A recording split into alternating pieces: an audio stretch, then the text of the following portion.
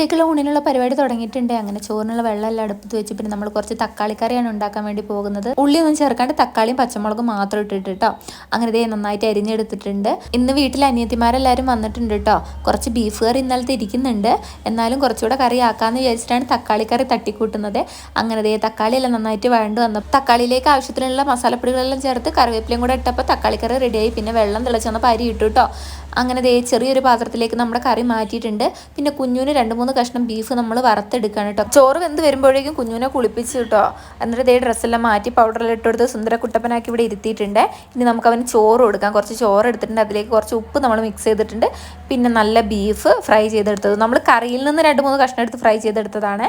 അങ്ങനെ ഇനി അവന് ചോറ് കൊടുക്കാൻ വേണ്ടി പോവാണ്. അവന് ചോറ് കൊടുത്ത് ഇനി അവൻ ഉറക്കണം. അതിനുശേഷം നമുക്കും ചോറ് കഴിക്കണം ഗൈസ്. അങ്ങനെ കുഞ്ഞുവിന് ചോറെല്ലാം കൊടുത്തതിന് ശേഷം ഞങ്ങളും ചോറ് കഴിച്ചിട്ട് തക്കാളിക്കറിയും ബീഫ് കറിയും പിന്നെ മുളകച്ചാറും ഉണ്ടായിരുന്നു. ഇന്നത്തെ വീഡിയോ വിശേഷത്തുള്ള പുതിയ